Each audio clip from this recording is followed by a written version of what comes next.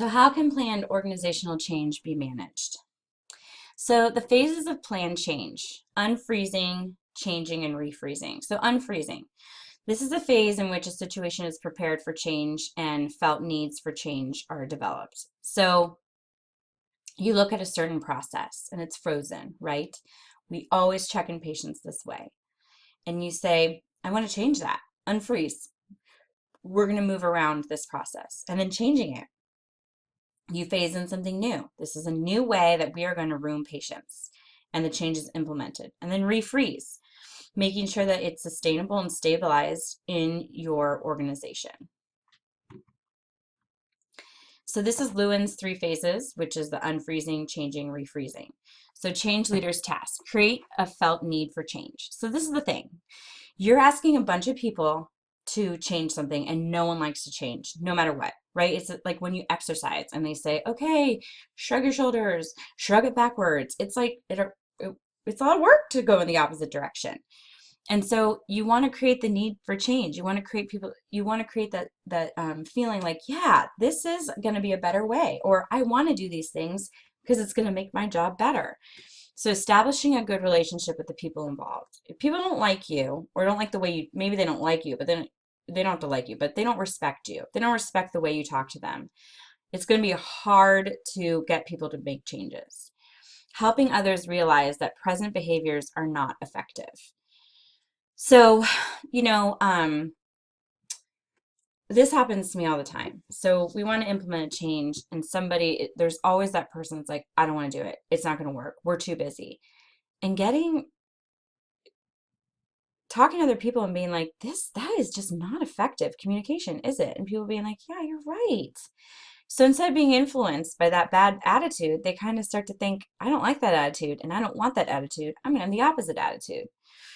And then minimizing expressed resistance to change. So if there's that one loudmouth who's constantly saying, I'm not going to do it, minimizing their ability to be loud, and not in a bad way, not suppressing them, but kind of just downplaying their message, especially if it's contra to the positive message that you're trying to get involved. So then changing. This is when the change gets implemented. So you want to identify new, more effective ways of behaving. And you want to choose changes in the tasks, the people, the culture, the technology, and the structure. So you want to implement a change in the way you admit people. Well, you're going to change tasks. You might involve different groups of people than before. You want to change their culture, their actions toward, their beliefs toward admitting people. The technology you use, maybe you start, instead of using paper charting, you start using your EMR. Maybe you start implementing a scanning system. And then the structure of how it's done. Maybe you used to admit people downstairs and then bring them up, or it's easier to admit them downstairs and then bring them up. Changing the way the structure is. And then taking these actions and put them into change and make sure that it's done correctly. And then refreezing. So you've implemented the change, you've studied it, you've made adjustments, and you see that not only is this more effective, it's sustainable, then you make it sustainable. You write the policy and say, from now on, this is what we're doing. And you're creating acceptance and continuity for these new behaviors and empowering others to think, wow, this new behavior worked for this, maybe it'll work for that. Providing any necessary resource support. So, okay, I understand. I'm going to have to start admitting people. I'm not comfortable with it. Can you retrain me? Yeah, I'm going to retrain you. I'm going to give you that support. And then using performance contingent rewards and positive reinforcement. If, we have faster admission rates and more accurate charting, then you'll get a pizza party and you're like, oh my gosh, sneeze, that's lame. Okay, you'll get 4 hours of PTO to whichever, 4 hours extra of PTO to whichever unit does this best. Or just positive reinforcement. Congratulations to this unit. They did this, congratulations to this person for coming up with this idea. And that really works. I know that, some people say, well, man, that certificate is worthless, but getting recognized is so helpful to know that you're on the right track and you're doing the right thing. So forced coercion strategy of change, sometimes you have to do it. It uses power based of legitimacy, rewards, and punishment. And sometimes you have to do it.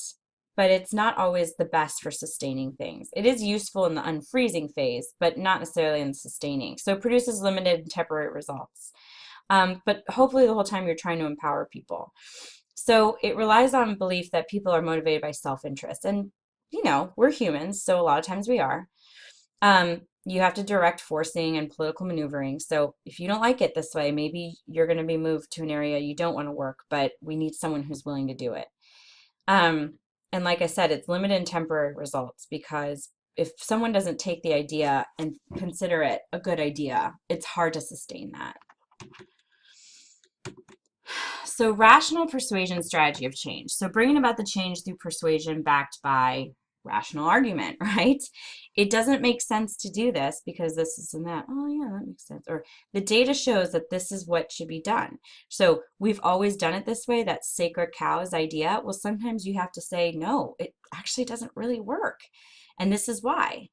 You're relying on expert power, and then you're relying on the belief that people's decisions are guided by reason. And that's not always the case, right? Some people are like, I don't care.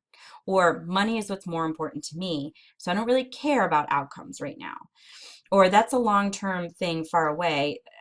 I want to go home and watch football. I want to go home and be with my kids. I get it. I'm the same way. Like sometimes I don't want to accept a change because I'm like, man, that's one less hour I get to be with my kids. And so it's not always going to work, but it's definitely helpful. And it definitely should be implemented. It's just not the only way you implement change. So useful in the unfreezing and refreezing phase. And it does produce long-lasting and internalized change, especially when you're working with rational people. And also, I mean, obviously we're in healthcare. We want to work with people who believe in empirical data.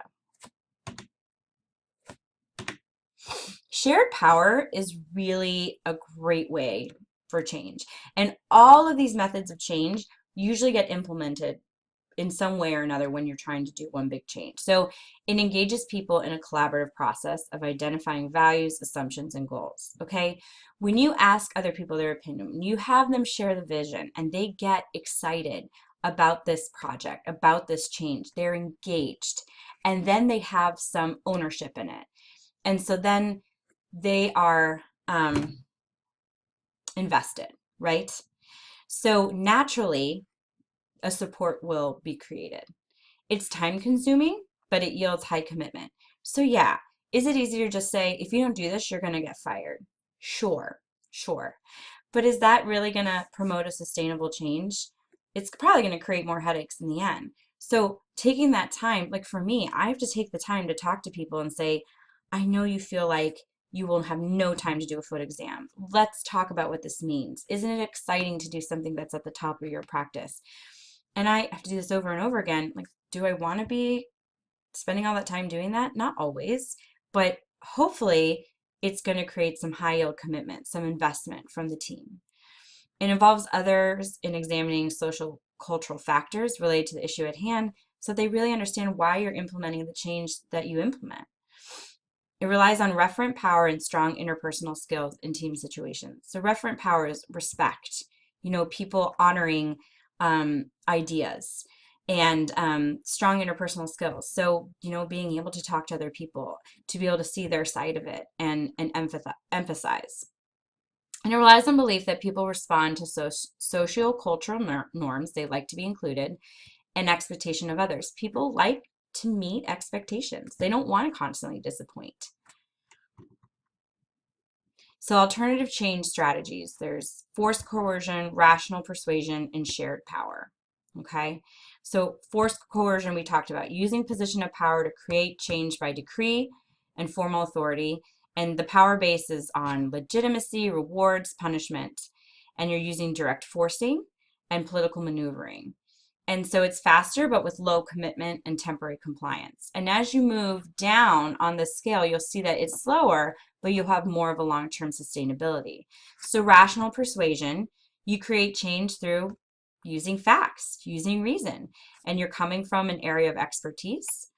And so some of you might not be able to come from a power base of legitimacy, rewards, and punishment. You might not be able to implement a change from forced coercion because you don't have that power, and that's okay. So when some of you think, how can a bedside nurse implement change? Well, you're not going to use forced coercion, but you might be able to use rational persuasion.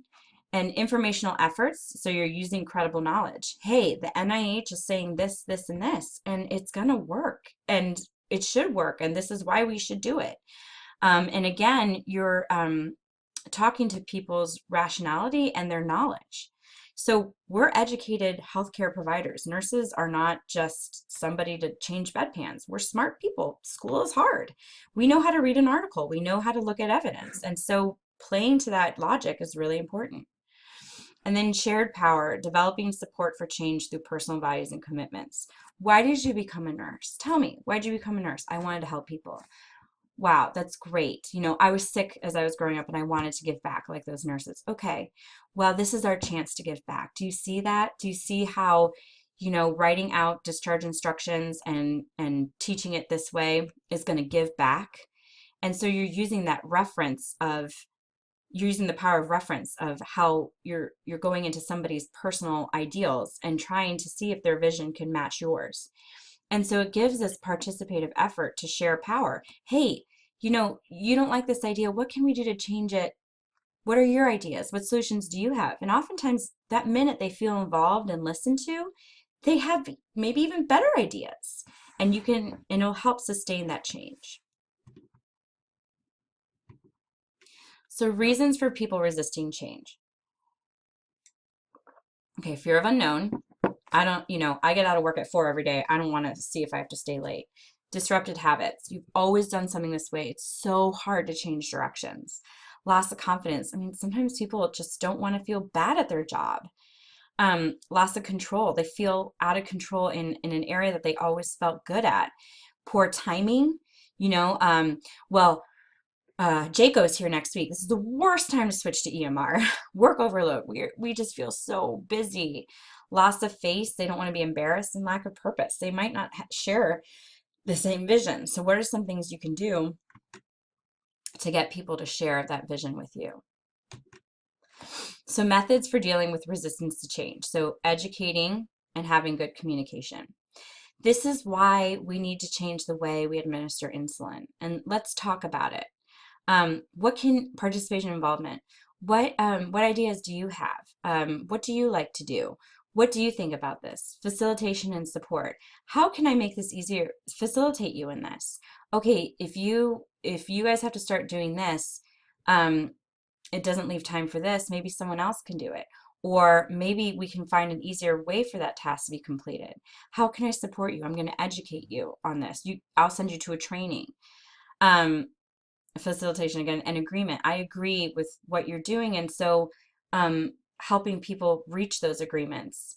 Manipulation and co-optation, so kind of getting people to see your way.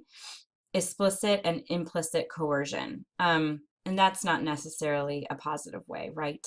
Sometimes you do have to coerce people, but that's definitely not the most ideal way to change.